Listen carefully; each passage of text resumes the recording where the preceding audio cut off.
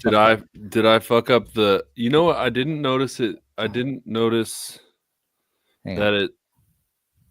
I didn't find the local recording thing. It really terrified me. I was looking for it. I'm gonna leave the studio real quick. I have to delete a video. It's not gonna record this video. Oh fuck! 1 second.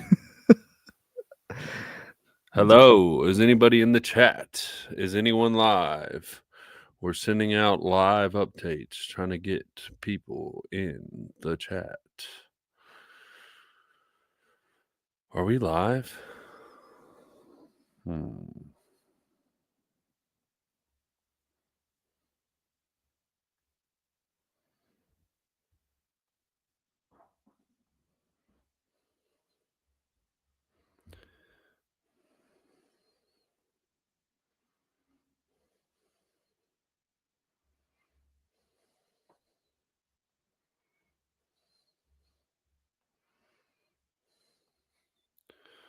Oh, we're live. Hello.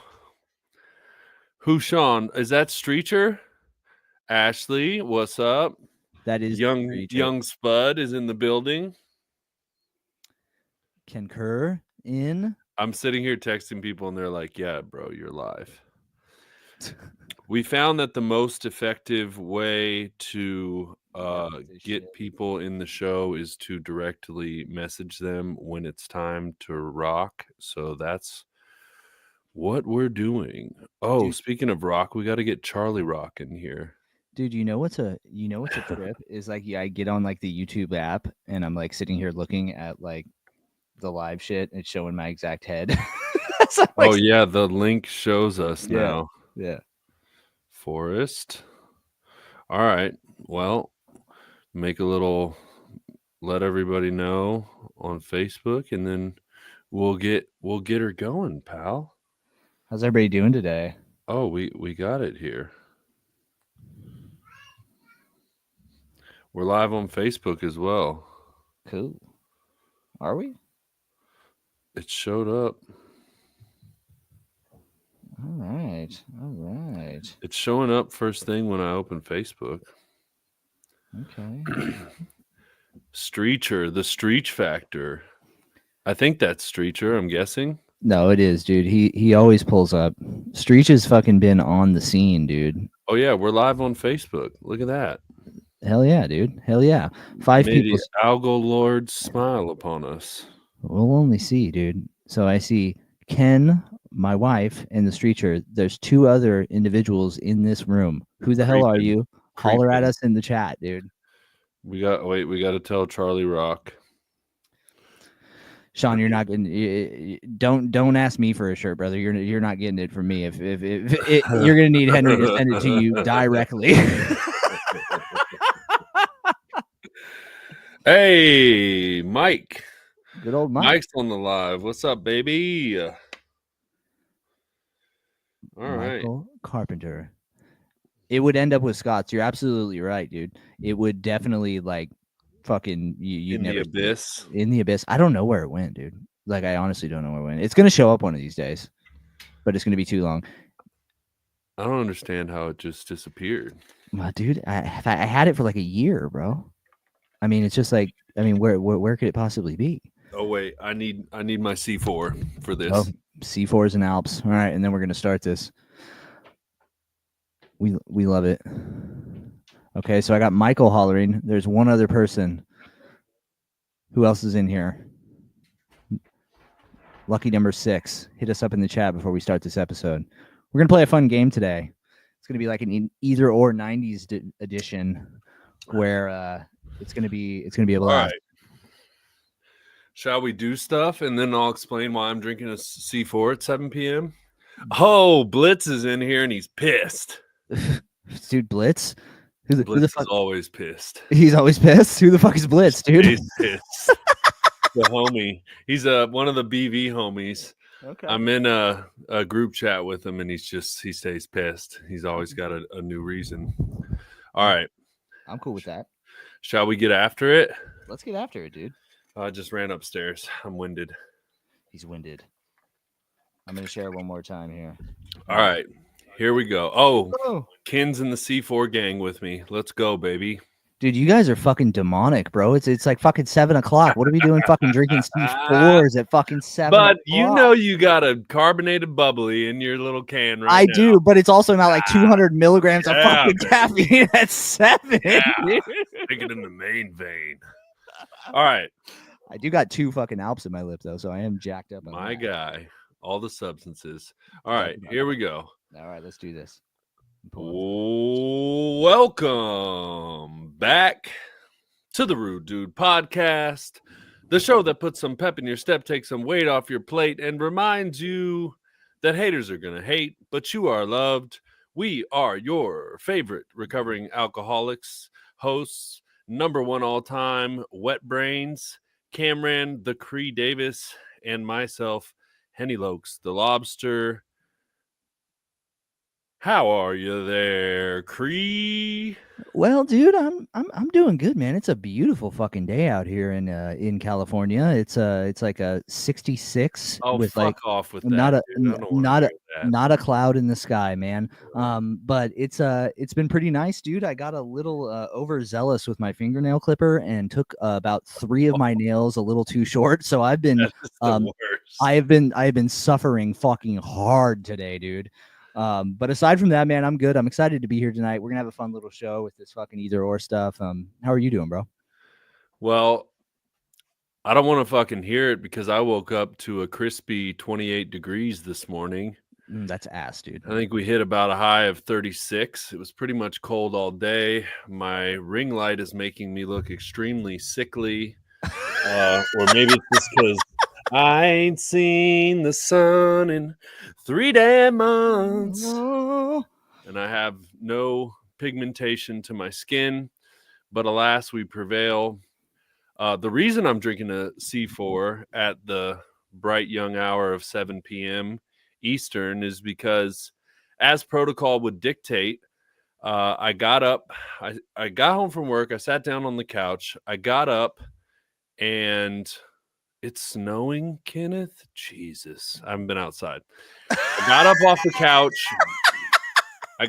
couch. I was like, we got to go to the gym. We always go to the gym before the show. Yes. I walked back to the bedroom, and my body was like, nah.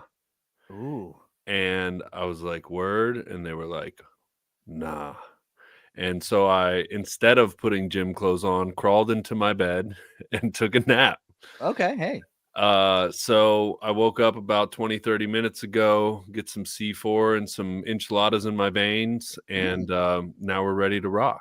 Okay. Well, dude, as I'm sitting here as our fucking local meteorologist, I'm looking, and it looks like you have some stuff coming on the horizon that may brighten your day. Have you looked at your 10-day? I have, because I'm planning a job for next week. I have a roof patch to do, and I need the weather to be decent. Okay, because yeah, dude, like you got like a 64 next Tuesday, bro. Dude, I love how I tried to be dramatic, and the chat's calling me out, going, it was 50 today. Ken said it was 48. Listen, okay, I was outside and it felt real cold, and I was being dramatic, and you guys are fucking putting me on blast here. On blast in the chat. This is why we do these lives. I appreciate You know what? it wasn't. It wasn't 66 and sunny. Okay, it's gonna be cold 48, and it was cold as shit when I woke up this morning. Hey, dude. I think the greatest part is Ken saying, "Yeah, it was 48, but it's snowing outside," and you're like, "Oh fuck, it's snowing, dude." Yeah, it's 48, but it's snowing. Like, yeah, that's still a bad time. Okay, Dude, how about that? Terrible, dude. Well, I thought that we would open the show with a little hope shot. Okay. So I got a phone call the other day from my boy Tim Pepper. Okay. And I don't know if you remember, but Tim was struggling, and oh, dude, the chat's distracting us already. My wife's flaming people. Let's go. Flames. I got a call from Tim Pepper. Tim was struggling. He's an old friend from Sacramento, and this was a couple years back now. I do remember this. Over 2 years ago. Yeah. And he was like, hey, man, I just wanted to call you And I just wanted to tell you, I gotta stop looking at the chat for a minute. Don't look He was like, I want to call you, and I was just saying what's up, but I also wanted to tell you, man, I don't know if I ever thanked you for like bringing me out there and letting me stay on your couch and helping me out. And I just want to say thank you, man, because I really appreciated it. And this is the best that I've ever heard Tim sound. When he first came out, he was unwell. He was very much like one of us, very wet brain, very not very cognizant, all that. And he sounded fucking fantastic. And it really warmed my heart because if you guys remember me talking about my buddy Kyle, well, when we say Kyle now, we say rest in peace, because Kyle didn't make it. Kyle came out, he tried, he did his thing, and unfortunately he's no longer with us. Mm-hmm. So when I got the call from Tim, dude, I was like on the verge of tears, man, because I did what we do, and I tried to help a brother, and I got him into treatment, and I got him in some programs, and it doesn't always work out, right? Like, people don't always get it, and sometimes it doesn't go your way. And this time it did, man. And it was just the best fucking call. And not only was he doing well, but also just the gratitude I got from him. And it was like, I wasn't asking for it or wishing he would give it to me, but it felt really nice. You know, it felt nice for him to say it. Yeah. But just the fact that, you know, I was able to help somebody and it stuck and they're doing great, man. It felt fucking awesome. Dude, that's really kind of heartwarming, bro. And it really kind of shows like things that we preach around here when we talk to other people about like, hey, you know, even I have to like get myself back in line with this. Like, when they're not ready, right? Like you brought him out there and he just wasn't his time. But luckily, you know, it sounds like he's on the right path. Did he get into treatment out here, or what happened? No, he just moved out there. I'm actually not sure why he moved out there. And this is my wife's probably laughing right now because she goes, "Oh my God, they broke up. What happened?" And I go, we didn't actually talk about that. He just said they broke up, and then we were like talking about how Geno Smith went to the Raiders. I don't know. I didn't really ask any questions. Yeah. I forget why he moved out there, but he was here. He actually had a little hiccup here and then went down to like Charleston or something for treatment. Mm-hmm. And then he got it right there. And then, you know, he decided his time was done in West Virginia. His dad lives out that way, so he's closer to his dad. I don't know why, but he moved back out there, but he's doing really well. And it was just fucking awesome to get a call like that, man. Yeah, dude. And it really kind of just shows like, hey man, you know, he may not have got it in that exact moment, but bro, you gave him the opportunity and you helped plant the seed, right?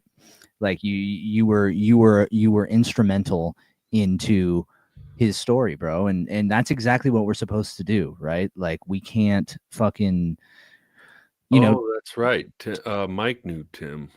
Oh, okay. And that's old Jay Pepper's brother, correct? That I'm talking about here? Yeah. Yep. Yeah. So, dude, good on you, bro. That's a win. And I think that, you know, I wish Tim all the best. It's a journey, as we know, right? Like, you know, it's all fine and well in the first year and stuff like that, but it's every day. And I hope that he keeps going, dude. So that's a big win, dude. That is a good hope shot. I needed that. Yeah, and I wasn't fishing for compliments.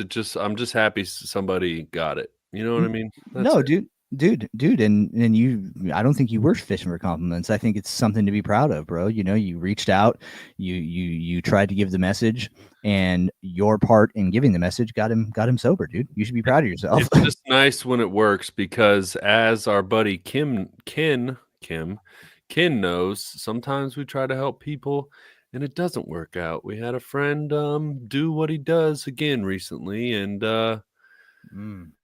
we don't know. We're thinking it'll lead back to the bad path. But anyway, you know what else I've been thinking about a lot is, I think I sent you that video, and interestingly enough, it's about a lobster. Dude, it's the greatest. Isn't that cool? The So coolest. there's a story. The guy tells a story, or not really a story. It's just how lobsters work. And this is my area of expertise. I don't know if I've hit him with the claws. I don't in a think you long have, time, dude. or maybe ever, dude. No, dude. No. it's first time. Charlie Rock is in the building. Radio man himself. We He's appreciate you, invested Charlie. in Rumble stock, so he's doing us a huge favor. I don't know what that means, but maybe he can explain. But Cool. we're going to talk about lobsters first, okay? So a lobster has a hard exoskeleton, and it's what protects them. On the inside, we know they're made of tasty, delicious meat Yum. that tastes fantastic with warm butter. It's But true. they have a hard exoskeleton. So people ask, well, how does the exoskeleton grow with them? And the answer is it does not. Mhm. And the way that a lobster changes and grows is when it starts getting too big for its exoskeleton, it gets uncomfortable, and it crawls under a rock or somewhere to protect itself, and it sheds its exoskeleton and it grows a new one. So the point of this little story is that in order to grow, in order to move forward, I was trying to think of how to word this and remember, because it's like a story that I watched like fucking a week ago.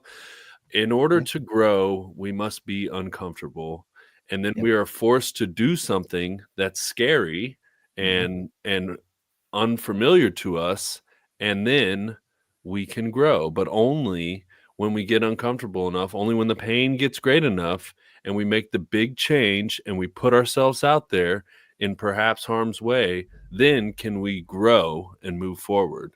And I thought that was pretty rad. I probably just butchered it, but you get it. No, dude. Because you sent me that video, and I was actually like super into it because it's a great universal message, right? Like the lobster is growing, it's going about its life, and then all of a sudden it gets super, super uncomfortable, like you said, right? And it has to go away for a second and shed, and like you can almost kind of flip that on its head, like, oh, hey, it has to go and hide away for a second so it can go into its next evolution, right? Like it's ready for its next step in its life, which is the next hard thing. And so I think it's a great fucking metaphor for us. And I feel like we could, really kind of learn a lesson from the sweet ass lobsters down there at the fucking ocean floor, dude. Feels like let's get the chat here, since this is a live episode for audio listeners. Feels like Uncle Bruce is here sharing ocean facts. Who the fuck is Uncle Bruce? My uncle. So we have a family group chat, and every Tuesday or whatever he goes, "Hey guys, it's Ocean Conservatory Tuesday. Oh, All right, Christ. we have a fun fact," and it's actually kind of fun. He asks like a question, it's like a multiple answer, and then everybody in the chat gives their answer, or whoever's paying attention or cares. Okay. So that's kind of funny. My boy Grant is here from Appalachian Deck, your number one shop for decking in the Appalachia area, Morgantown, West Virginia. Hit up Grant for all your decking needs. This is true. I've heard this lobster. Yeah. Was it lobster? I heard it. Yeah, that's about lobsters were first served to prisoners because of its abundance. Wasn't until a king declared it a delicacy. Yeah, it used to be like peasant food, and then one day they were like, actually, this is good. You peasants can't have it. Dude, isn't that crazy to be like, actually, this is hyper delicious, so I'm going to make this very expensive and out of reach for everybody else. It's fantastic. Well, but hey, go ahead. No, dude, like I said, I just kind of want to finish up on that lobster thing. I think it's great, dude. I think it's a great metaphor for all of us in recovery and for all of us outside of recovery to really kind of listen to. Like, no growth comes in complacency and sitting and resting on your laurels. It comes out after being uncomfortable and busting out of that shell, quote unquote. You know what I mean? And it's one of my anecdotes, anecdotes. Yeah. When you're feeling uncomfortable, it means you got to bust a move. You got to do something about it. Nobody's coming to save you. And dude, I feel like I'm at a point. I'm at a lobster point right now in my life. I was talking to you about this. I'm not going to really like get on it on the pod right now, but I'm at a point in my life right now where I feel like I may be busting out of the old Cree shell, dude. The old shrimp man Cree may be turning into a jumbo sized prawn here shortly. So we're gonna have to find out. But yeah, dude, I love that. I absolutely love it. Well, so I have an interesting question, and we can get the audience, the live audience, involved. Paul Leviton asked this on Facebook, and I was quite intrigued with the question. And so we'll ask it, and we'll get you guys to jump in here and see what you think. But the question is it inherently negative to be a realist? Is being a realist a negative point of view? And I've thought about it a lot, and I honestly don't know exactly what my answer is. But I kind of lean towards yes. It's kind of negative, but I don't really like that. I'm not really satisfied with that as an answer. If you're just being realistic, you have thoughts here? Go ahead. It feels negative. I think that's where the issue is, right? Is like, because a lot of the times the facts are a lot harder to swallow than the buttered up kind of like fucking beat around the corner facts, right? Like, it's like, oh, okay, like, hey, this is what it is, and it is what it is. It depends on how you're serving it. And Michael in the chat says it depends on what side you're on.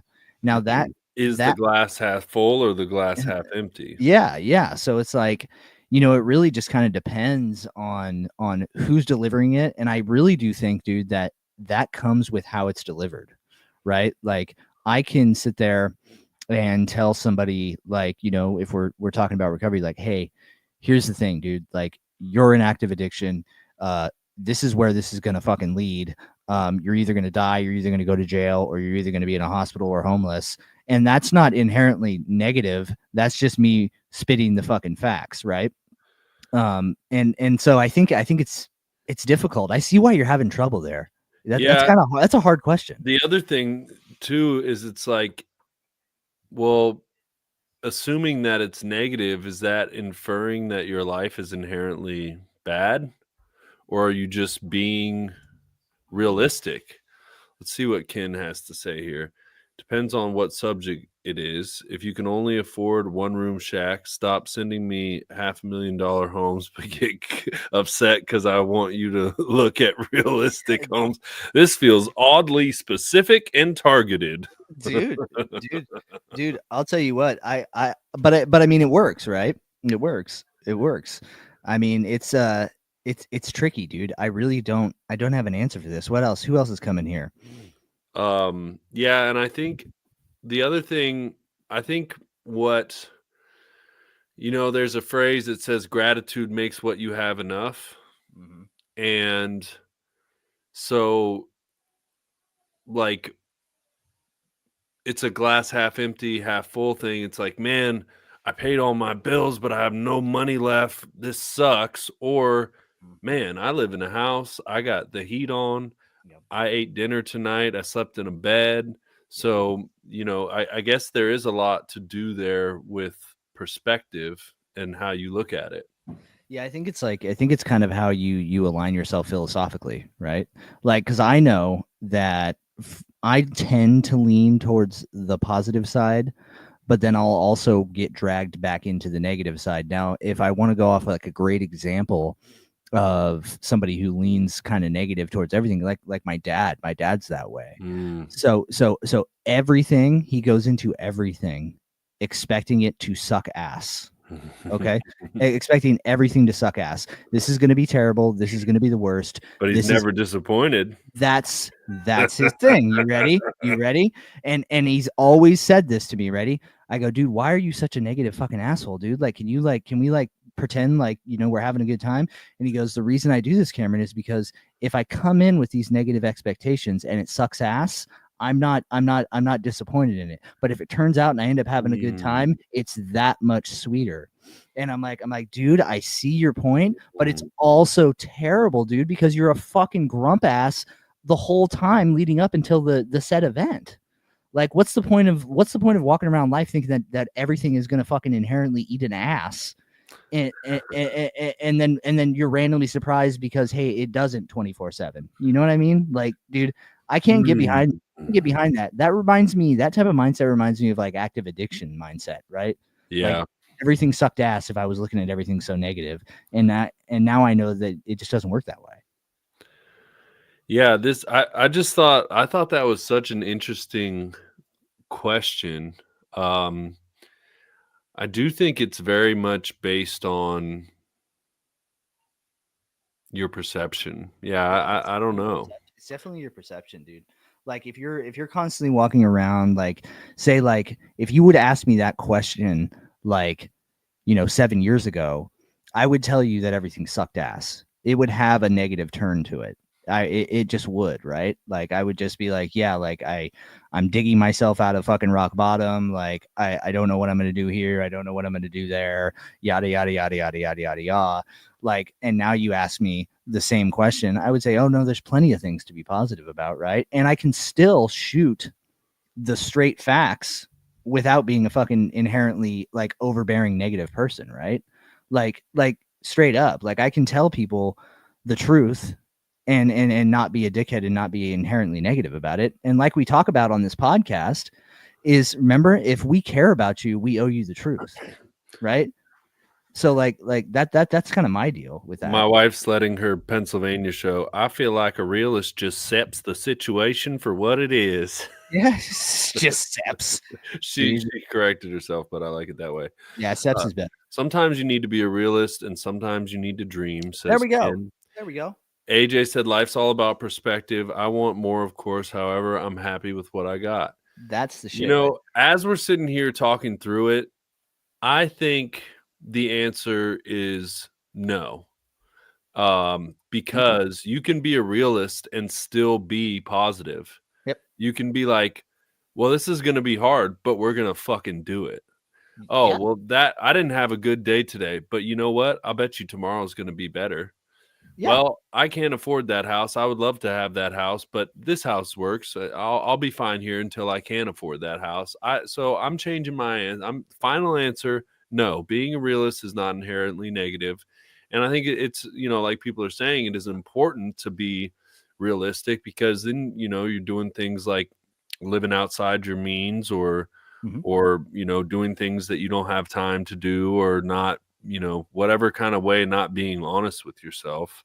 But you can still maintain a positive attitude and be a realist.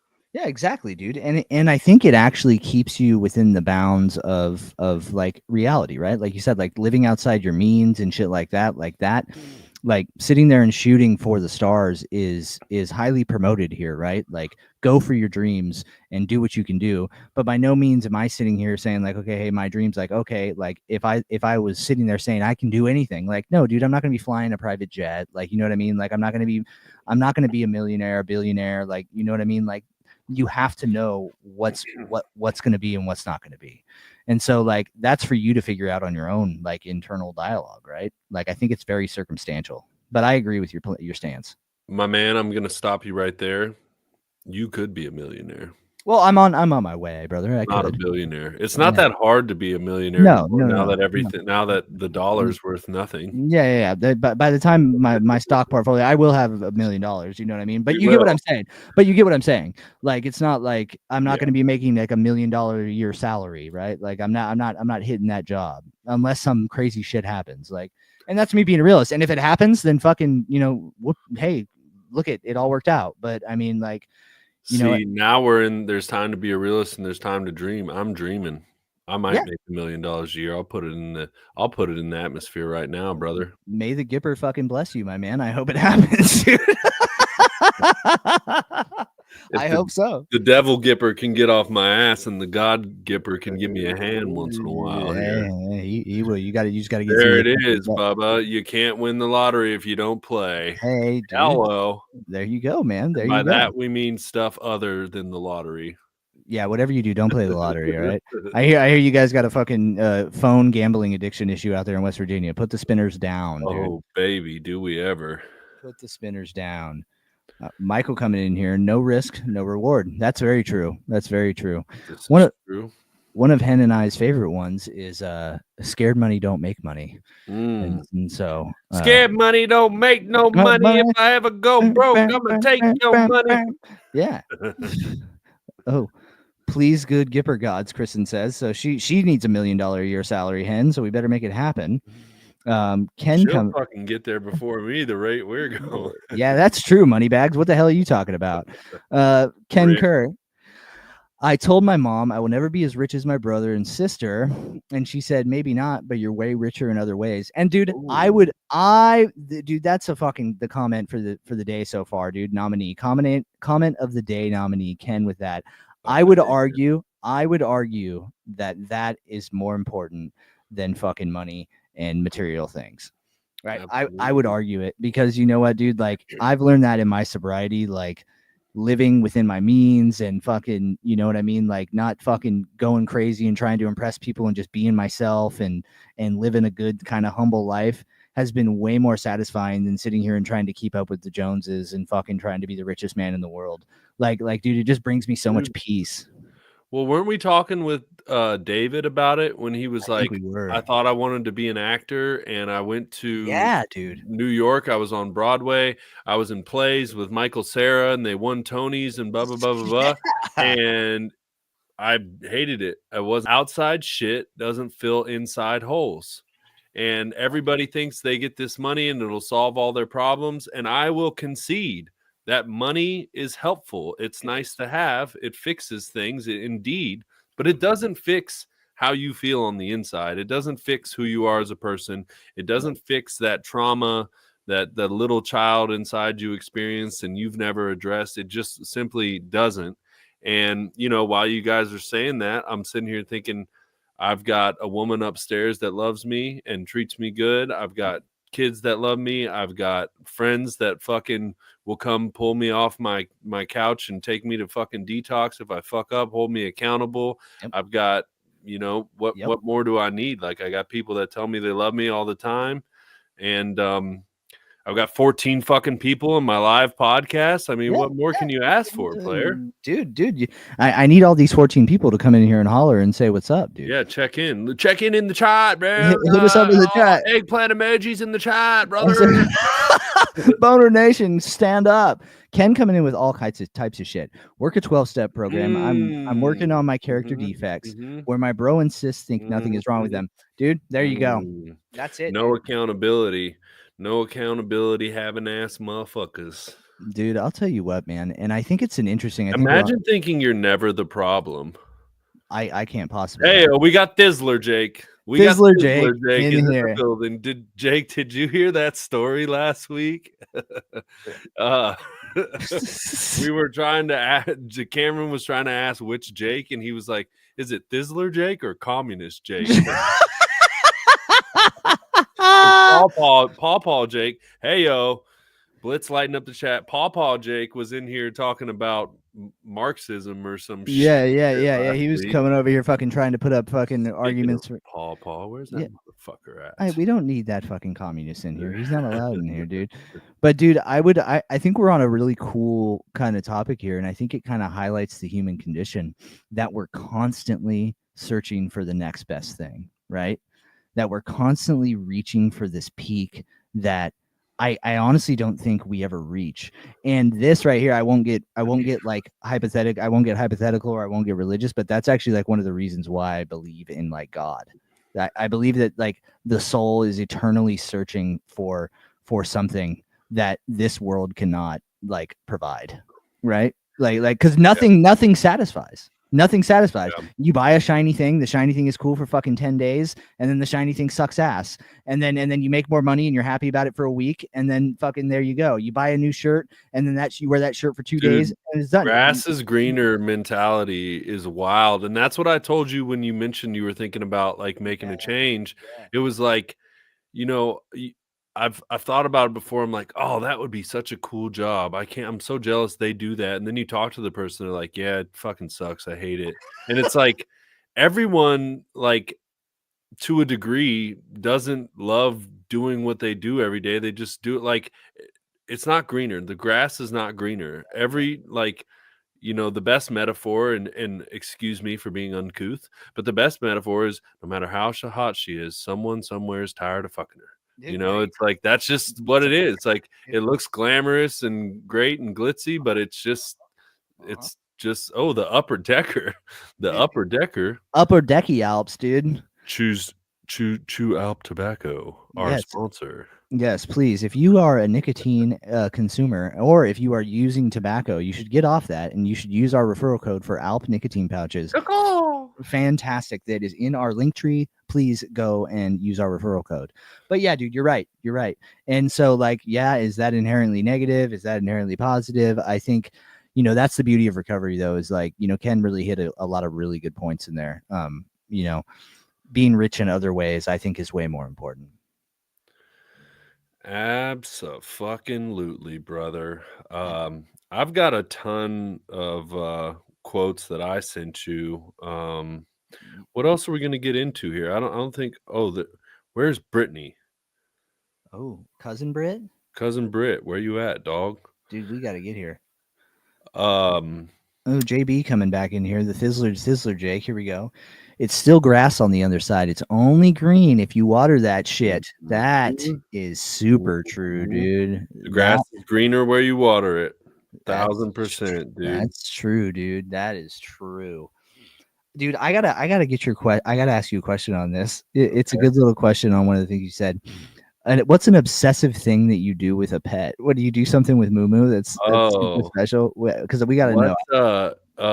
Okay. What? Oh, okay. This is it's funny. I wrote it down and I don't even remember what it fucking means.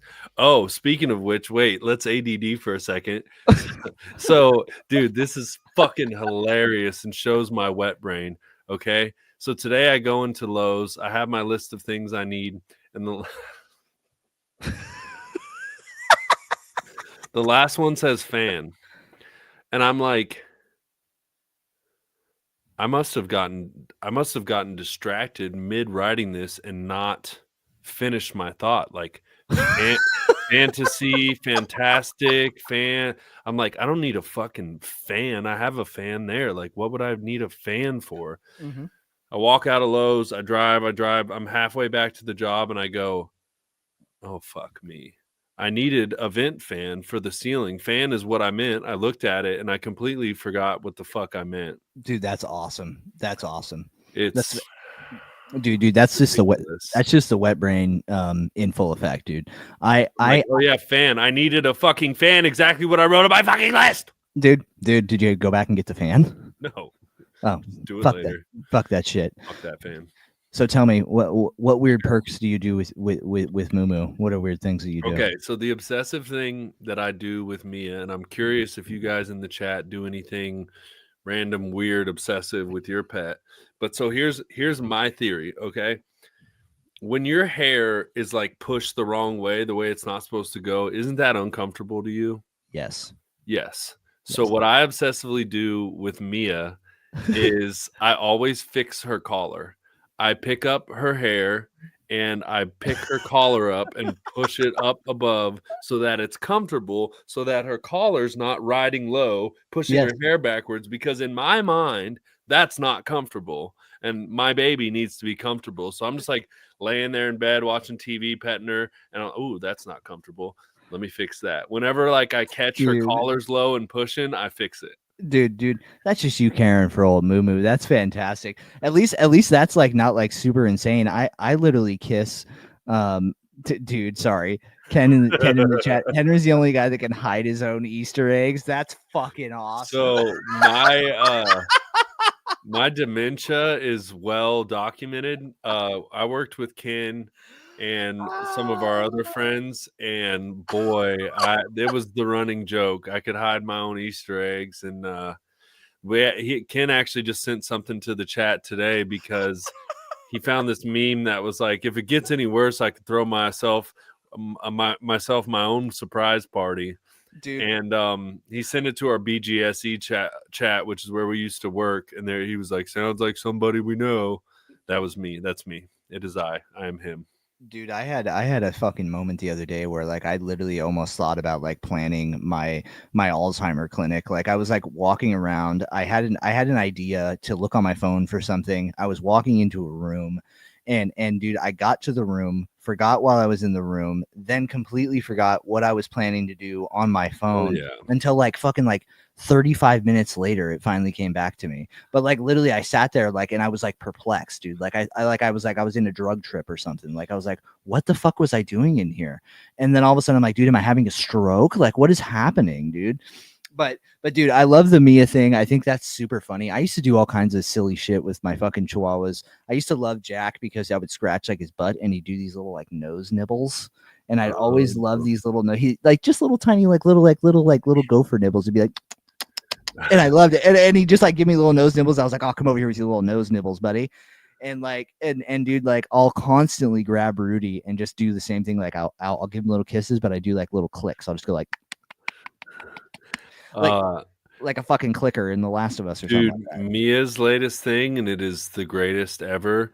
But when I start to move around after my alarm goes off and start to wake up, she like crawls up on my chest. She stretches out. She gets right here up under my cheek, and I start giving her good scratches, and she starts doing a little.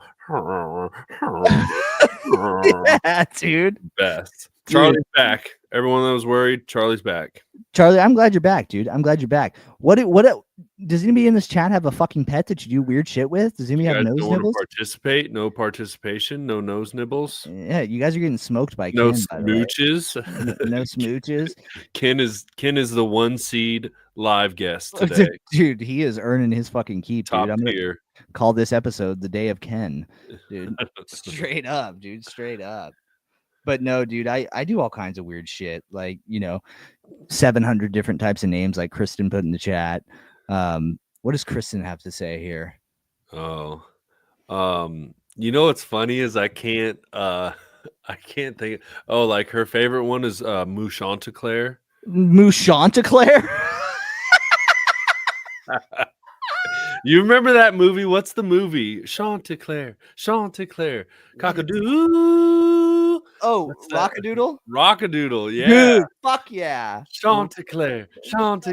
So I think that's where I got Moo Moo Hecky Head, Mimi Shishi. Oh, dude, Rockadoodle. That is a fucking classic. Back, huh? Dude, I may have to fucking get on Amazon and buy that. I'll watch that tonight, dude. Rockadoodle was the shit. That big ass owl. It's a heater. Fuck yeah, and he lives at the top of like the Space Needle thing. Yeah, and he's got dude. his Bad Bunny and all that jazz. Dude, those were the glory days.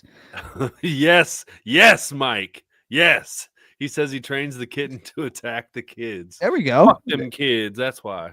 Dude, I feel so bad for Graham because he is the exact same height as Rudy's tail, and Rudy's tail just fucking slaps the shit out of his face, dude. Like Graham would just be walking and it's just this huge fucking tail, whap, just whap, and he's so cute, dude, because he literally just goes Pootie, and gets all upset, dude. Pootie, and he's just getting blasted in the face, dude. It's fucking hilarious. All right, so I've recently become a business owner. There we go. I registered my LLC. We're gonna talk about it later. I guess we could talk about it now. Let's do it now before we play the game. Okay, let's do it now. Well, I registered my LLC, and also I took my first contractor's test and passed. Yes. And we're gonna have another little moment of hope here because after I passed my test, I sent a text to my family group chat, and I was like, I passed. And All right, Harry's here. You're not fired. You can keep your job, Harry. Um, Good job, Harry. Buy Alps, all right? And I sent a text to my family, and then immediately I got a little choked up, and I think I shed perhaps one single tear. Okay. And before anybody even responded or anything, because I thought about how far I've come. And I think that I know that I don't give myself enough credit. We talked with David too about how we're our own worst critics, and I always think I could do more. I should be doing more. And I saw a good quote that was something like, "You don't see the change in your own life because it's incremental, and so you don't notice it." But if we do a quick rewind to about 8 years ago, um, I didn't really get out of bed. I couldn't get out of bed. If I got out of bed, it was probably because I had to throw up, and I ran to the bathroom to throw up in the toilet, and then I would lay on the floor, on the cold tile floor for a while until I got enough strength to pull myself up on the I always forget what those are called, even though I install them, vanity, and look at myself in the mirror, my sick, frail, unshaven, unshowered self, and I'd go, "Ah, bud, you having fun? Is this fun? You like this, you fucking piece of shit? Is this a good time?" And the only thing I had to find strength for was to get myself to drive in a vehicle 3 minutes to the liquor store so I could buy some more vodka, so I could feel a little better. Couldn't really eat. I might eat an apple in a day. I was with my daughter's mom, and she would leave, and I'd be on the bed or the couch, and she would come home, and I'd be on the bed or the couch. I was no help to her. I was no help to anyone. I was hiding from my family, hoping they wouldn't come check on me. So it's important to remember where we come from, right? Because sometimes I forget. It's important to remember what gave me all this shit that I had, which is that I have now currently, that I prayed for one day. Let's not forget. Yep. Let's not forget all this shit I'm currently taking for granted. If you told me 8 years ago, I never would have believed you. Or, I prayed for this. I wished for this. I wish for better days. Well, better days are here, and I can take that for granted, man. And so I had a rush of emotions. I had a moment because the fact that guy who was sickly and probably weighed 80 pounds less than I do now, hated himself, thought he was a piece of shit, thought he would never be anything, thought he could never achieve anything, thought he'd never be a fucking adult or do anything for himself. That guy registered an LLC and is a licensed contractor. So my friends, that's pretty fucking cool. Dude, that's more than fucking cool, bro. That's more than fucking cool. And that's the greatest hope shot of all, man. That's the greatest hope shot of all. And you should be so proud of yourself, dude. And this isn't like anybody listening and all our listeners and everybody. This isn't like a Henry stroking himself. As you can tell, that's a humble deal, right? Like that's coming and recognizing how far we've come. And I think, dude, it's so hard to, even like you said, mentioning David, it's so hard for us to see that sometimes, right? Mm-hmm. Like even my mother will come up to me randomly, just randomly. It comes randomly, and she'll just be like, "I just want to let you know how proud I am of you, Cameron." I'm like, "Proud of me for what?" And I'll say that to her, like, proud of me for what? And she's like, "Well, you're just doing so well. You've come so far." And I'd be like, "Oh no, it's no big deal." Blah blah blah blah. Like, yeah. Be gone with that. But it is a big deal. But it is a big fucking deal. Exactly, it is a big deal because I can see and I can feel and I can taste exactly what you just explained. Right? Mm-hmm. I can see it. I can feel it. And we had almost a similar type of deal. I remember looking and dude, eyes bloodshot red, couldn't brush my fucking teeth without yakking, like just misery, bro. And dude, when we finally surrender, the beauty of this story is when we finally surrender and we finally give in and we finally start doing the right things, everything that you quote unquote prayed for, it comes, man. It comes, man. When we do the right thing, when we do what you do too, I admire you for how you give back in that community out there too. Because now I am going to stroke you. You know what I mean? You're talking about Ken and you going and trying to help friends. You have people calling you saying, "Hey, thank you for giving me a shot, even though I wasn't ready." You know what I mean? Like, dude, like you're doing the quote unquote God giver's work. You're doing the Lord's work, bro, and you're reaping the benefits of it, right? You're doing the next best thing. Yeah, have we had some bumps in the road? Yeah, has it been fucking not ideal on certain days? Of course, it's never going to be. That's not how life works. But dude, you've stayed on the path. You've set goals and you've achieved them. And I'm so fucking proud of you. And I had no doubts that you were going to achieve this. You know what I mean? Like I knew you were going to do it. And I wish you $1 million year coming in your future, man. So I love you very much. I'm very proud of you, dude. I really am. That's awesome. You know what's funny? It's funny to hear you say no doubts, because you know who the only person who did have doubts that I would do it was? You. Yep. French likes blowjobs, has 2 thumbs up. Wow.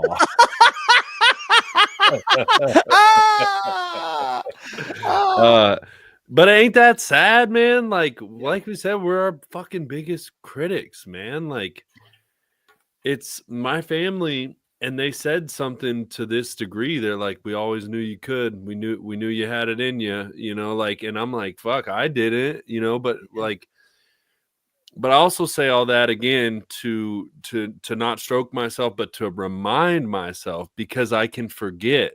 Yep. And we need to remember. We need to remember the pain. We need to remember how far we came. And we told David last week, but I need to tell myself, like, cut yourself some fucking slack, pal. Like, you're doing it. You're doing all right. And if you think about where you came from and where you've been, you're fucking doing incredible, man. Yeah. Like, and it's so hard. When you said, your mom said, "I'm proud of you." My parents or sisters, somebody will say it too. And I'm like, "What do you mean?" And I'm like, "No." And I don't like taking it. I don't want to take it. Right. But we have to take that shit, man. Because we have to remember. It's important to remember. It's important to pay attention to history so we don't repeat it. Right. Yeah. And like, we can't sit here and act like we didn't achieve a fucking pretty impressive feat and then remember what we had to do, remember where we came from and how it was before, so that we can stay on this fucking path that we've been on that's given us all these blessings. Yeah, dude. I don't know why it's so hard for me to accept those compliments. I don't like it either. It makes me feel gross. Like, oh, like it's my mother who's like fucking straight up, like, you know, isn't worrying about me every night when she goes to sleep anymore, right? Mm-hmm. And it's just telling me that she's super proud of me for turning my life around, being a father and, you know, being a homeowner. That's what we have to remember. There were moments when our parents were waiting for a call from jail or the hospital, or the coroner, or the morgue. Yeah. And like I sit here. Change. Yeah, and she literally tells me that. She goes, "I don't worry about you anymore, Cameron." And she's like, "You don't know how important that is to me." And then when I sit back and I try to like marinate on that, I go, "Oh fuck, dude. Like, dude, how much distress was I causing too? You know what I mean? God, like how much distress." And I was just dealing with it with my family member, right? Like I could see, and I wasn't even living with the person, like how fucking distraught I was. I can only imagine if one of my kids were doing that. But that's kind of off topic. But I think we gotta. What Ken said, we've been told we are a piece of shit and active addiction, so we have to retrain the brain to not speak like that. It's a fact. And self-talk is very important. That's something I've been working on, because I like to, you know, I'm a construction worker. I like to, "Oh, you stupid fucking piece of shit." And I catch myself and I stop myself from doing that. Now, I will call inanimate objects stupid fucking pieces of shit, but I try not to call myself that, because I'm not. And I saw this interview sometime or whatever, somebody was like, words are powerful, and your brain clocks that shit and it registers that shit and it remembers it, you know. And so no, hey, I'm not a piece of shit. I'm fucking awesome. I'm doing it. I'm kicking ass and I'm figuring it the fuck out. Like, there's so much power in positivity and reframing and like speaking positively to yourself and about yourself. Like, the way you talk even to yourself is important. Dude, do you think this kind of just came to my head? Do you think that we feel that way, like that we're not going to be able to pull something off like you were talking about because we fucked shit up for so long? You know what I mean? Like, do you have like a feeling like, oh, hey, I fucked off. I fucked this up in the past. I fucked this up in the past. So there's no way I can do this. Do you Dude, think that that's like a lingering thing in your brain? Because I kind of feel like it is for me. Like anybody in the chat, do you feel that way? how about this?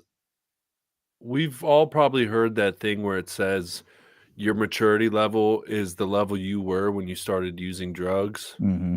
So we started drinking and smoking 13 years 14, old. yeah, So real. we're like, I don't feel my age, and it just reminded me of a story. A while back, we were gonna go on like a family vacation, and I was in like a group text, and and I don't know. I texted the group text. I was like, "Dad, do you want to book the Airbnb because I don't know if they want to rent to some kid." And I was talking about myself, and Mac was like, "Hen, you're fucking 28 years old. Yeah. You're not a kid. What do you?" And I was like, "Oh, oh yeah." Like, and the idea, the point is like, I don't see or feel my age, and I think like to what you were just saying, and what I thought, like I had weird random thoughts of like, I don't think I could ever like plan a trip, book a trip, book my flights, pay for hotel. I don't think I'll ever be able to. I just never thought in active addiction. I never thought I would be an adult and be capable of making decisions. Now I'm still not great at it, but I am capable. Yeah, dude, and I think it just shows that like it really kind of helps me give my parents some grace, right? Because like, dude, like we're all just flying by the seat of our pants. Yeah. Like you can't tell me your parents' first time living this life too. Yep. AJ coming in the chat. We can either be our greatest motivator or our own worst enemy. It's a choice today for me before it hardly was in my past. That's a fucking powerful fucking statement there, brother. I like that. You're rivaling Ken with the heater comment of the day, dude. I don't know who's gonna win it yet, but that's a good one, dude. That's a real good one, and it's true. It's true. Today I chose to wake up and say that today was gonna be a good day. Did I have random moments of anxiety and random fucking ups and downs in my emotions? Yeah, I did. But you know what? Overall, it's been a good day. And I think if we can just sit there and kind of tackle it from the jump and do what Henry said, like, hey, when we're having bad days, like, I know we're told in the program to not look in the past, but do what Henry just said, right? Like, hey, like, I've had plenty of worse days than this. And Henry's famous quote, right? You've survived 100% of your bad days this far. And dude, amen to that. So like, dude, you got to kind of channel that shit when we have those fucking squirrely days. But man, what a win for you. What a win for your beautiful family, and what a win for your future, man. And drunk Henry in the past running down hallways in hotels looking like fucking Sideshow Bob could never pull this off, brother. Could never pull this off. So you should be very fucking proud of yourself. Oh yeah. And thanks, man. And that started all because of a gear grinder. So I'm going to put this out here. So I register my business. We love you too, AJ. I get a letter in the mail and it says, "Hey, congratulations, you own a business. Guess what? You need to post the federal rules and regulations. What's the federal laws poster in your place of business or whatever." Okay.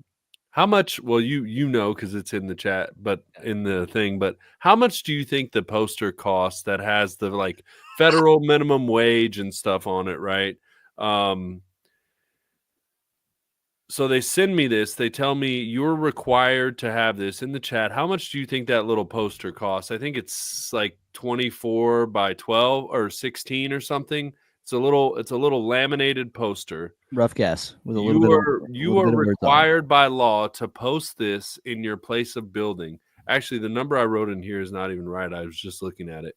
So that little poster that I have to post in my place of business is $165. That's fucking ridiculous. For a laminated piece of paper with some fucking jargon on it. It costs them 65 cents is a high guess, high estimate. Yeah. $165. Dude, that's fucking outrageous. And my question is where are you going to hang it? In your truck? Do you have an office yet or something? Like, where do you hang that? At your front door? I'm not going to buy it. Oh, sick. Yes, dude. Yes. They can pry that fucking $165 out of my cold, dead fucking hands. Fuck okay? that, dude. That's There's fucking California zero shit, dude. fucking chance I'm buying that. And come fucking catch me if you can. All right? Catch me if you can. I don't have a place of business. I don't even have a shop. So they can suck my ass on that and lock me up and throw away the key when you figure it out. Fuck you. I'm not buying your fucking poster. Suck my ass. You know what you should do, dude, is you should change the address of your business to not where your actual address is. They'll never find you, dude. Like you and your ID. You'll never catch me, Capos. Never get me, dude. Hey, actually, I have a P.O. box. Like, yeah, they probably got it hanging in the fucking mailboxes and more, bud. Go check it out. Oh, dude. Yeah, hey, fuck that, dude. Fuck that. That's that California shit, dude. We're not paying for that. I stand with you on this. I'm not doing it. And then when you get hit with a fine, then we can talk about it on here. That's gonna be awesome. Yeah, I'll do it like I always done, where I avoid it until it becomes a much larger, much more expensive problem. Just like me and my fucking fence in my backyard, it's still there.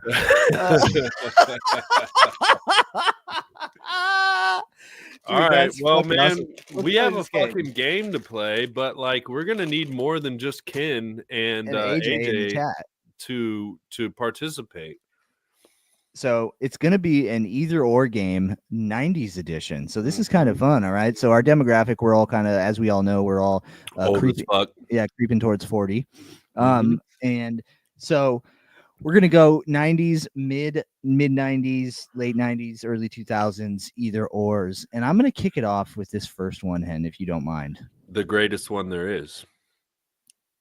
Britney Spears or Christina Aguilera? You got to pick a side. Oh, dude, this is fucking tough because I've jacked off to both of them.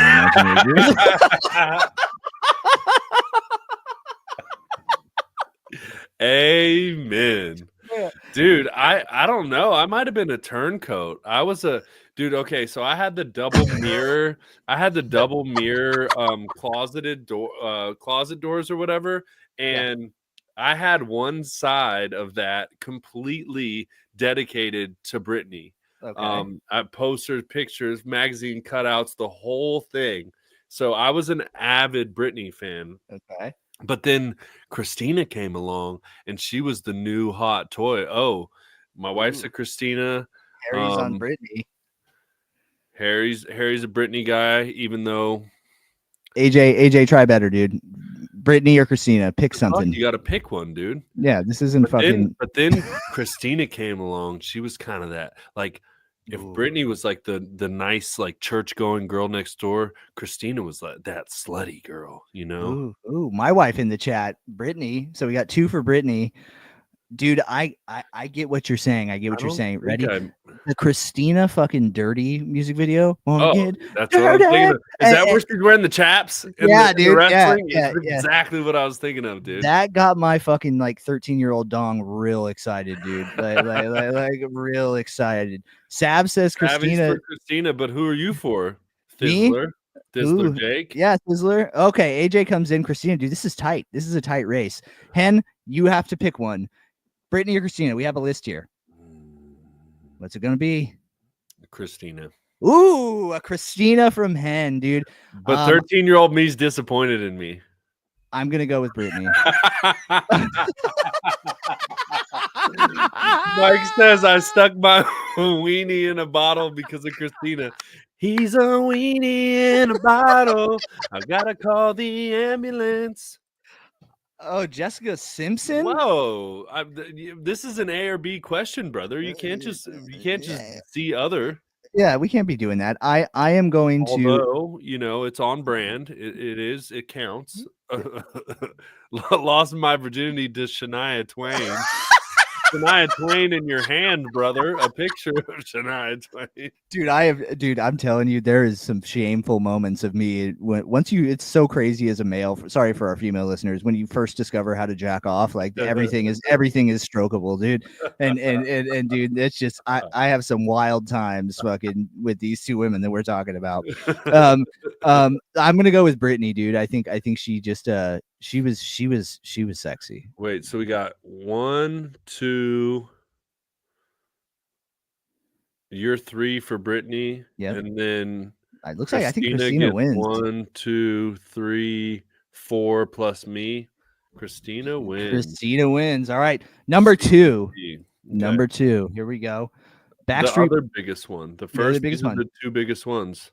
Backstreet Boys or NSYNC. Now, dude, I wasn't into this type of shit. Yeah.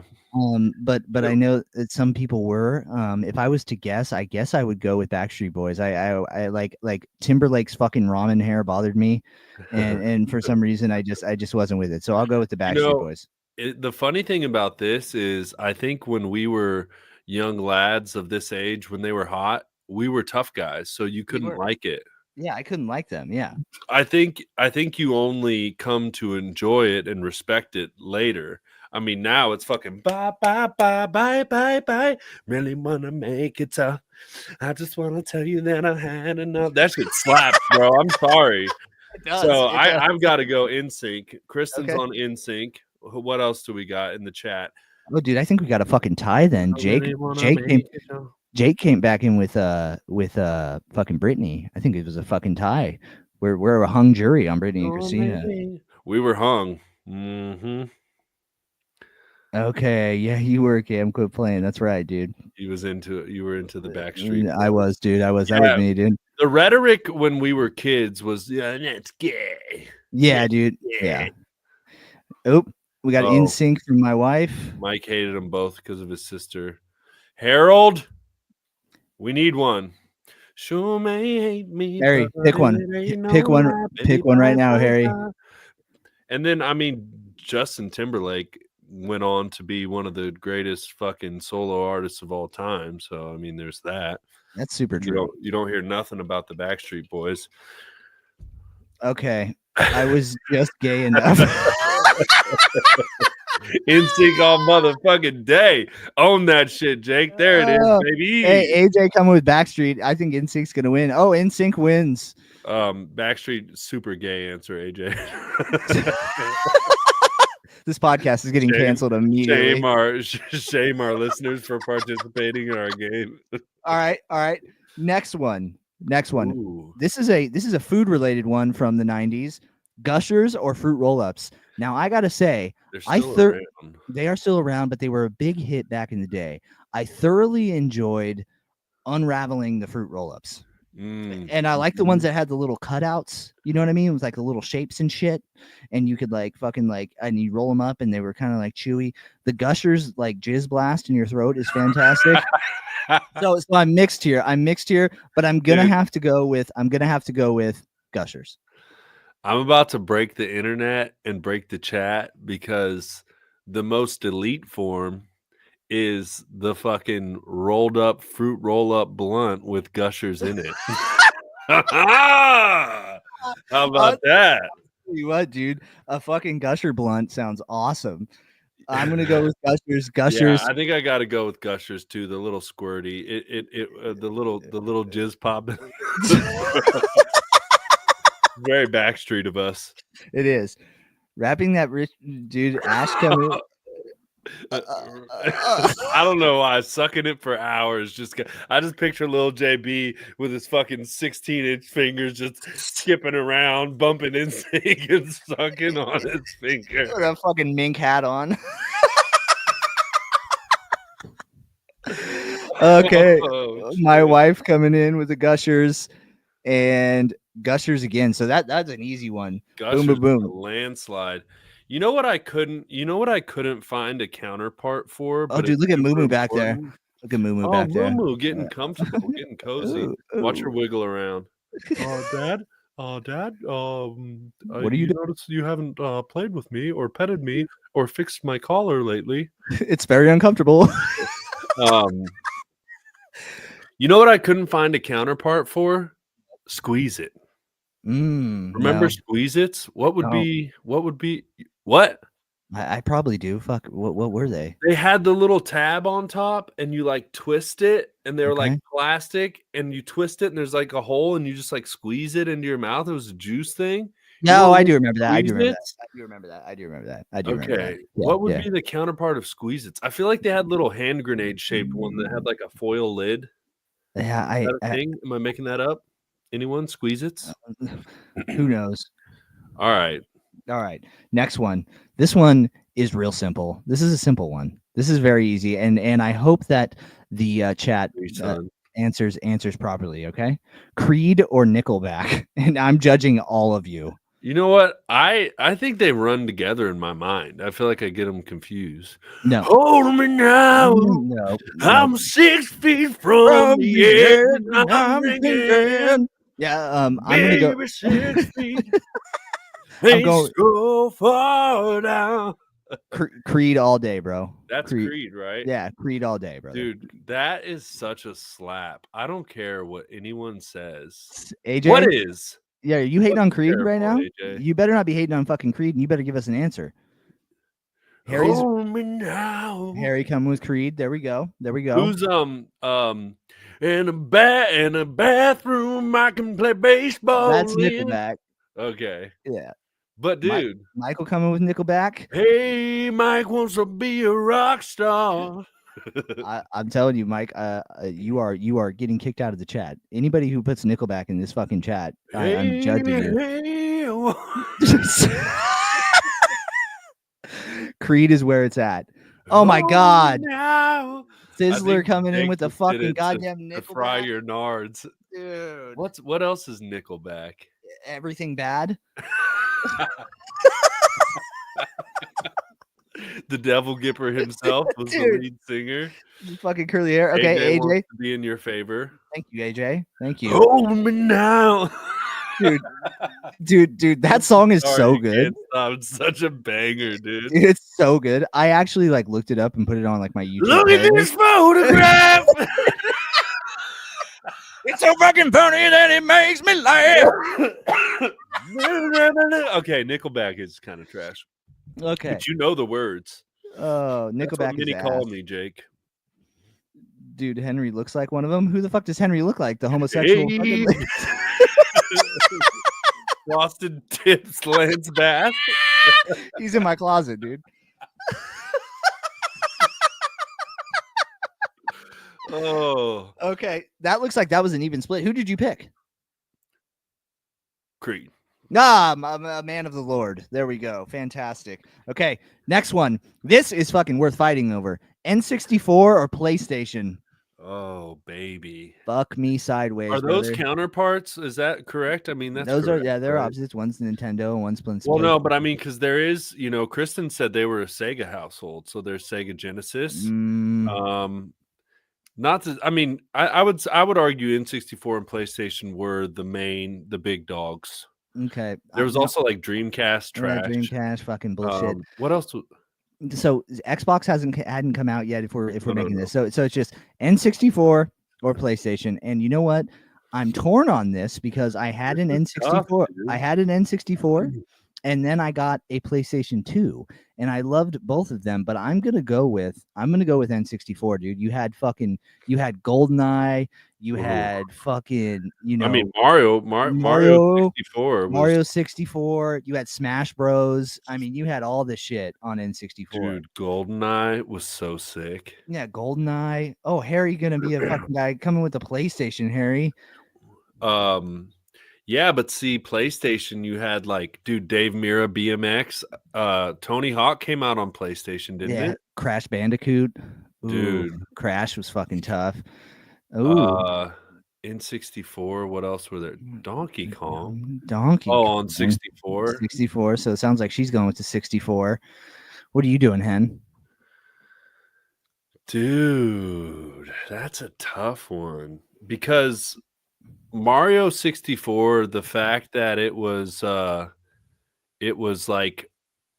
in 3 dimensions, it wasn't side scroll, it was just mind blowing that you could just wander around this world that seemed endless. Man, and dude, 64 had the Ocarina of Time, Zelda, the best Zelda game of all time. It's not up for debate, dude. It's not up for debate. I feel like I got stuck somewhere in that game and I could never get past it, and I just no, Ashley, we will not add GameCube. Get the hell out of here. I want a divorce. Make stop. What does this mean, Kristen? Dude, that's so hard. I got a PlayStation. I had like dude, I have to go PlayStation Oh my god, dude. because Oh my god. because I'm a Tony Hawk purist. I just am. Well, I finally broke down and bought an Xbox 360 when I learned they were coming out with a new Tony Hawk. Cameron's gone. He died. We killed him. I like Nickelback and PlayStation, okay? Oh my god, dude. In a bathroom, I can play baseball in. That song is so fucking gay, dude. I fucking hate In a bathroom, I can play PlayStation in. Oh, dude. Ooh, Mortal Kombat. Oh, dude, I'm telling you, man. Twisted Metal was a heater. That is a fucking heater. But I gotta say, dude, you're gonna tell me that fucking over Ocarina of Time and like fucking Super Smash Bros. Oh, dude. Come on, dude. NFL Blitz 2000. Yeah, dude. N64 was the shit. I Was don't the know. I shit. don't like the Mario Kart 64? You're Yeah, gonna tell me you're going over that? You're making me choose, and I don't want to. You know, Bro. What? Get the fuck out of here. Dude, Zelda went hard as fuck. It dude. still does, dude. I bought a Switch to still play those games, dude. I will fight you. I'm flying out to. Is this guy going to be at the reception? Because I'm going to slap you if I see you on site, dude. Yeah, AJ will be there. PlayStation? Is that what you're going with? Dude.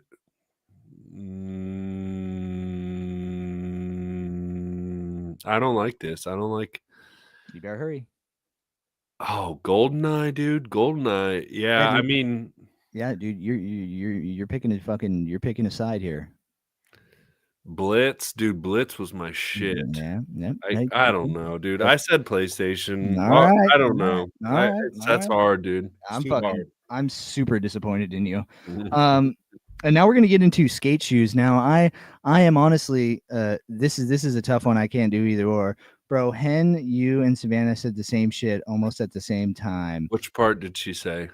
Yeah. That's because we are brothers, blood brothers, one sack. One sack, one mind. One crev. One crev. Okay. Since we're going back into the age of puffed shoes, Etnies or Osiris's. Now, I was a big skateboard guy back in the day. I would argue that I didn't like either of them. I would say I was a big ES skate shoes guy. I loved the Costin ones, brother. ESs. I wanted them. I had to have them. They were the best. But if I had to pick one, I'd pick some puffy Osiris's. I never had a pair of D3s. Did you? Oh yeah, I'm pretty sure I did, but I was an Etnies guy. I wasn't a big Osiris guy. Okay. In a bathroom, I can play PlayStation in. That's my girl. Etnies all day. Etnies. Hey, you don't realize this, but you got an absolutely elite comment here from Blitz. Now, Blitz is he's an all-time sports guy. He's a big gambler and what we call an extreme ball knower.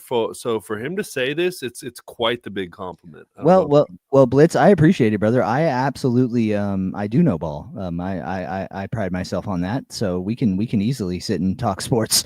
We'll have you come on the show sometime. Thank you for your wonderful compliment. So Jake goes with the Osiris D3, but for actual skating, DVS. What else was it? Etnies. I liked Etnies too. You had Lakai's. Oh, Lakai's. Those came on the scene. You had DC's. You had Actions. DC. You had America's. The old fucking Andrew Reynolds. America. Yeah, you know what I'm saying. Yeah. But I was an ES guy. I liked like for actual skating. I liked ES and Etnies, and actually I got into Lakai's when those came out.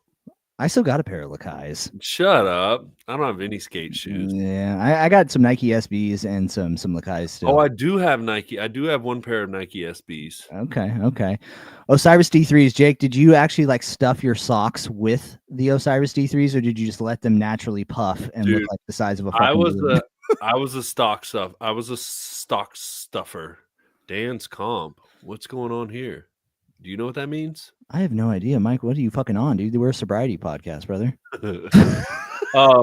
Yeah. So how about when we were in middle school and it got fashionable to have your no-show socks, but we didn't have no-show so we pulled our fucking tube socks down below the shoes, and flopped them over.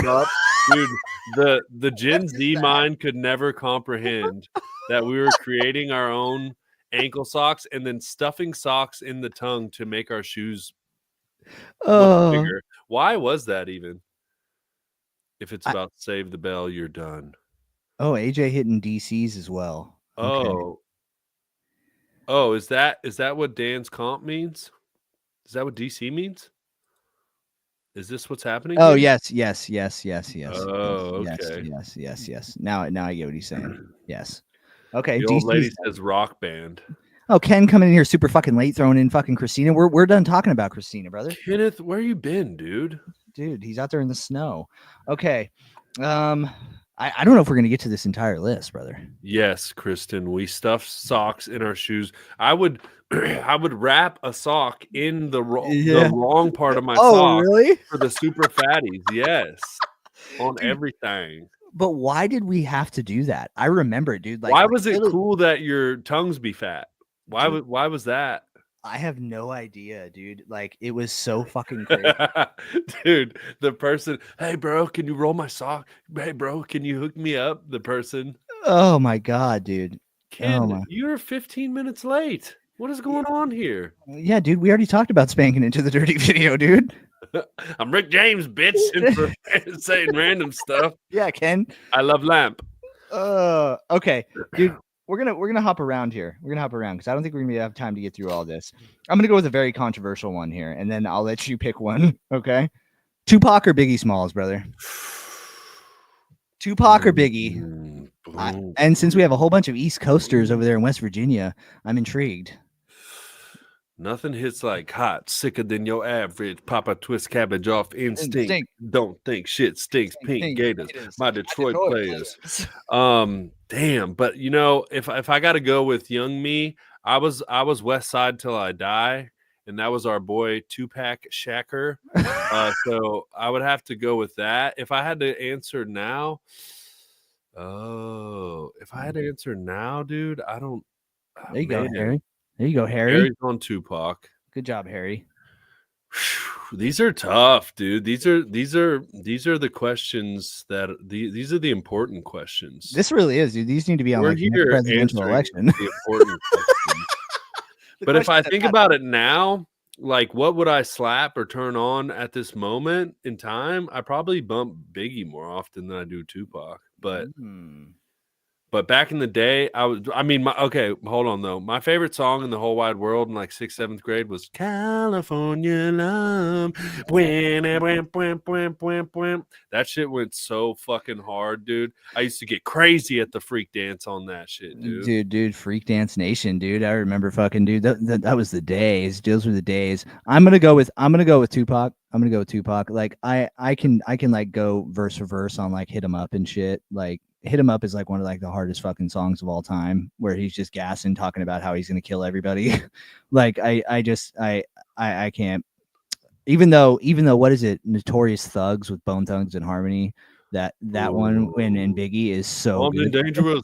Ain't too many getting banged with us. Straight up, we know Biggie. Less notorious. It's Bone and Biggie. It's Bone and Biggie. It's Bone and Biggie. Did I post that on my story the other day? I don't know, dude. But where it was like when the first time you heard the song in the 90s, and it was this kid just like. And then the one with Pac and fucking Bone Thugs with the gun. Oh, that shit was so hard, dude. Damn, that fucking song, dude. I'm gonna fucking download that right now and get out of here. What is that? I know exactly what you're talking about. Yeah. Where it's the gun and it's like, and also the greatest diss song previous to Not Like Us was Tupac's diss song of Hit 'Em Up. Yeah, hit him up. Where he's telling he's gonna kill everybody. Fuck Biggie. Fuck Mobb Deep. Fuck Bad Boy as a staff, record label, and as a motherfucking crew. And if you want to be down with Bad Boy, then fuck you too. You know, XL, all you motherfuckers. That shit was so hard, dude. I'm going Tupac, bro. Yeah, Tupac. All right, pick one. I gotta pick one. Oh, Ken goes Biggie. Boy, we got some real bangers in here. I'm gonna go with Boy Meets World or Home Improvement. Dog, this is fucking real simple. I wanted to Topanga, bro. So I'm going with Boy Meets World all day. Listen, dude. So Home Improvement is on Netflix, and we've been watching it.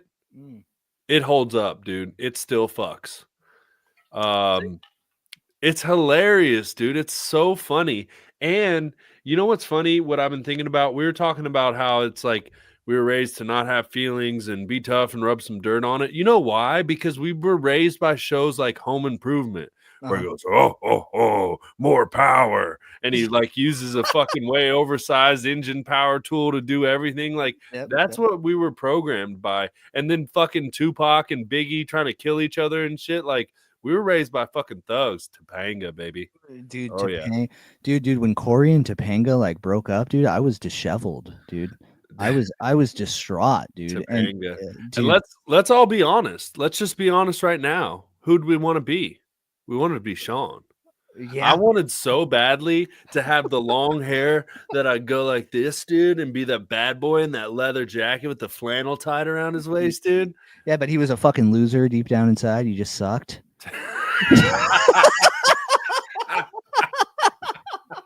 And Mr. Feeney fucking couldn't stand him because he was a fucking jabron.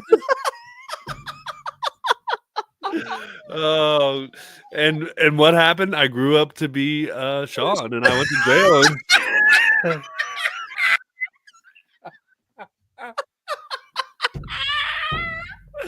And I was a fucking loser for a while, so it worked out. And Mr. Feeney is still disappointed in you. Oh my god, dude. Oh, AJ coming with Home Improvement. Topanga, dude. Dude, Boy Meets World, yeah. Those shows were so good. Remember when the whole world wasn't available at your fingertips and you had to wait till 8 p.m. on Friday night to catch your show, dude? The good old days. The good old days. Yeah, I'm going to go with Boy Meets World, just merely off of Topanga alone. I couldn't think of anything to go toe for toe with Fresh Prince of Bel-Air. That was one of my favorite shows, dude. You didn't pick Home Improvement or fucking Boy Meets World, brother. What is your Home Improvement? Home Improvement. I don't know. I feel like that's jaded by me now. But yeah, I'll go Home Improvement. That was a big one for me. Okay. Ken coming in with Save the Bell over everything. Kelly. Yeah, Kelly was smoking. I never watched that show. How about Fresh Prince of Bel-Air or Saved by the Bell? Dude, Fresh Prince was so funny. I loved Will Smith. I love that show. I'm going to go with Fresh Prince of Bel-Air on that one too. That's an easy one for me. Yeah, that's a simple one. That's a great one. Kristen came up with a good one. We'll see if some answers filter in on that. But this is a really good one. I feel like these are good equals and opposites. Rugrats or Doug? Ooh, that's fucking tough, dude. I saw that one. I've been staring at it. Rugrats or Doug? Skeeter. Dude, Skeeter and the Beats, dude. Okay, dude. My favorite line, I mean, that still holds to this day is, I don't want responsibilities anymore, Tommy. Dude. Oh, yeah, Topanga. Yeah, dude. First crush, for sure, dude. Yeah, Topanga was fucking heat. Or Kelly, or the Pink Power Ranger. Ooh, Pink Power Ranger brought all the pink power, dude. Or the chick, if your mom ever got like Victoria's Secret's mail catalogs. Yeah, or anybody featured in Maxim magazine. What do we got here? So Ken's coming in with Rugrats. I'm gonna actually go with. I'm gonna go with Doug. I'm a Rugrats purist. Go with Doug. Rugrats was one of my favorites. Damn, I love Doug too. That's a hard one. Doug with JB says this is the hardest one. Doug. Yeah. Well, dude, Quail Man and fucking the Beats. Patty Mayonnaise, bro. And oh man. Roger. Man. Roger Klotz. Roger Klotz. Dude, do you remember when I made that skateboard, that longboard? I don't know why. I got a wild hair up my ass and I made a lightning bolt skateboard. I do remember. And I still remember to this day. Mason Madero commented on like Facebook and he's like, "Why does this look like something Roger Klotz would ride?" That's a fucking goated comment, dude. Oh, what was the show with Al Bundy called? Man of the House. Married with Children. Married with Children. That's a fantastic show. Doug Funny says Caveman AJ. So Doug. Rugrats was good too. Okay. Then since we're on cartoons, here's another one. Hey Arnold or Recess? I gotta go. Hey Arnold. I gotta go. Hey Arnold, dude. Football head. Why did they always stoop kid and shit?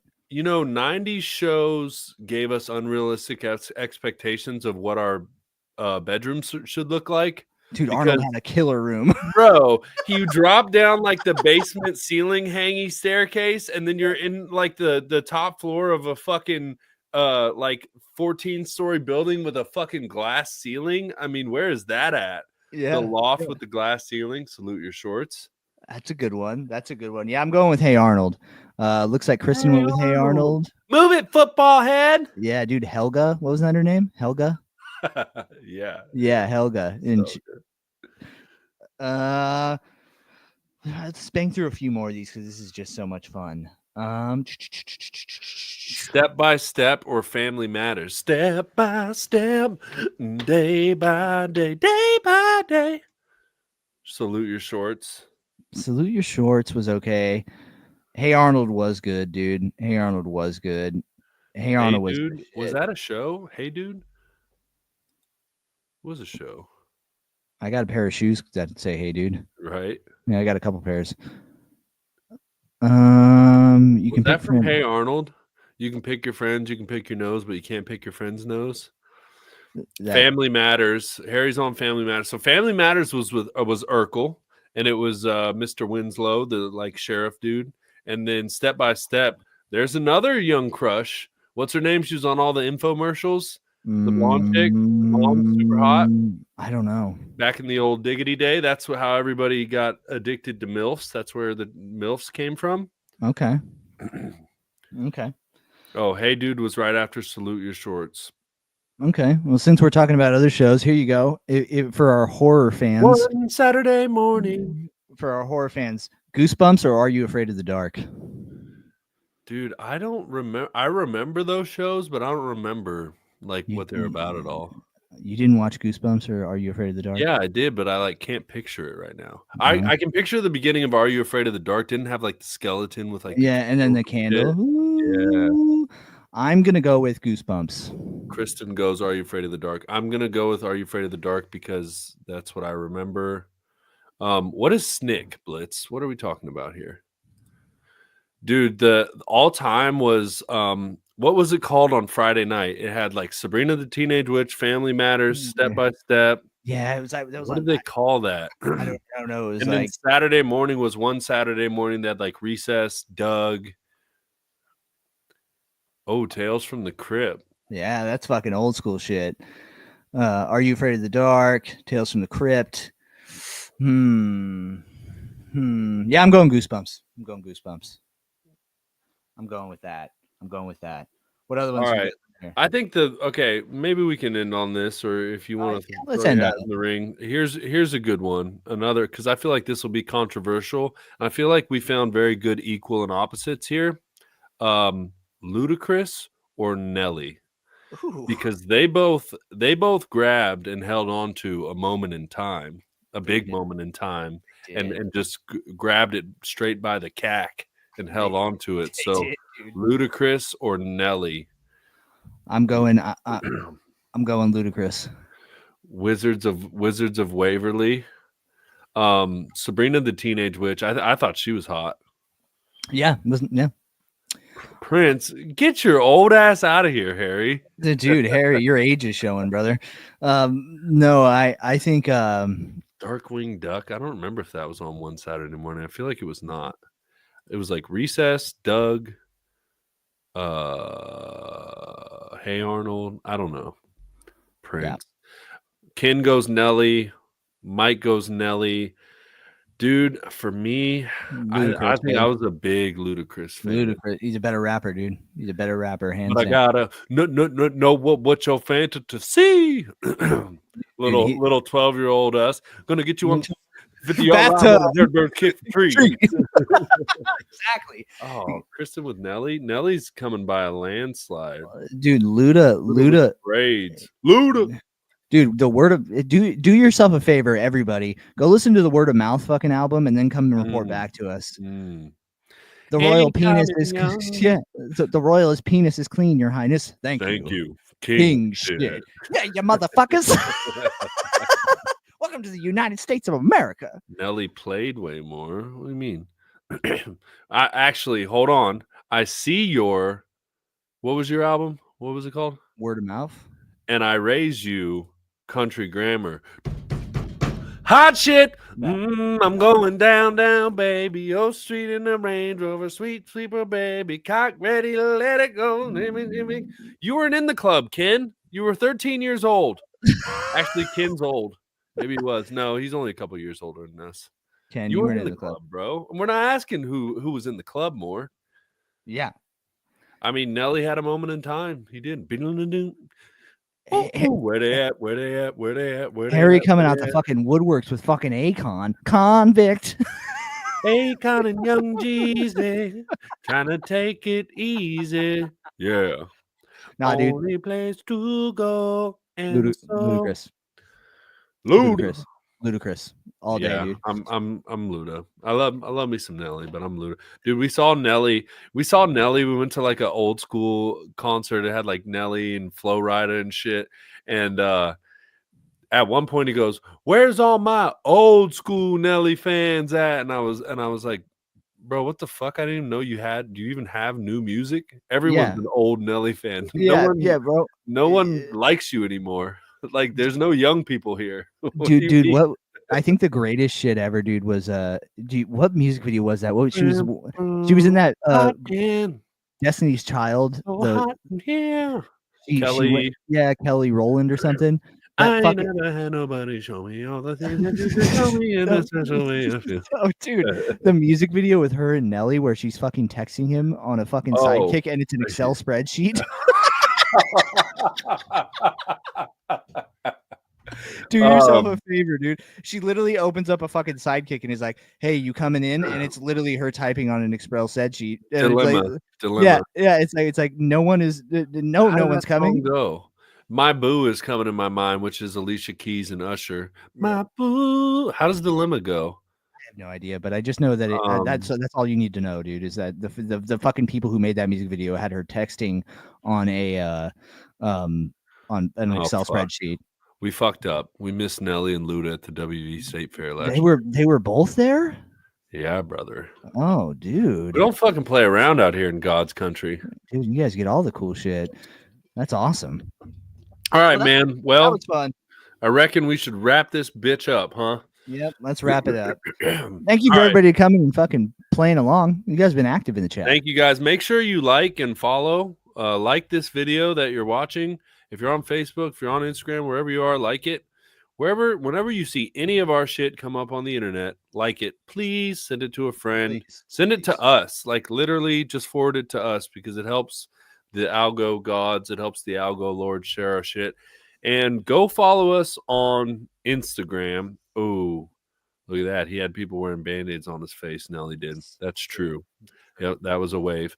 Go follow us. Duran's on the run. Go follow us on Instagram because that is where we are most active. We post reels almost every day. A lot of good content, a lot of good stuff there. So go follow us there. Check out the link in the description to get you some out pouches.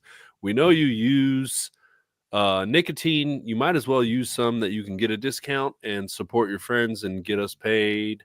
So do that. And what you got anything else, Cam? No, I just further reiterate. Yeah, like hitting that like button really does help us out, guys.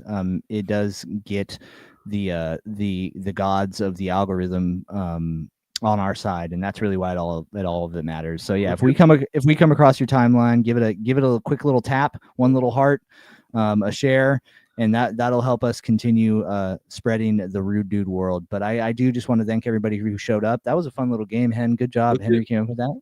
Chanticleer back there vibing. Dude, I wish I was sitting back there with her. But that's about it, dude. You nailed the spiel. It's been a great show, dude. Congratulations again to you. Very proud of you. I know everybody who's here is very proud of you. Shout out Tim Pepper.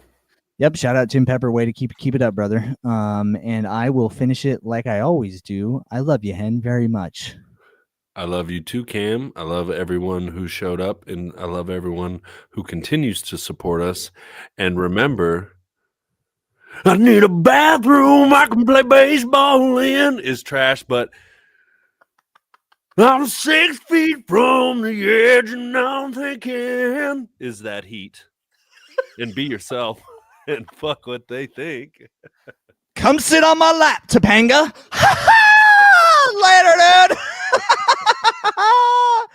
Peace out. Thanks for coming, Hair Dog. Later, bro. Woo.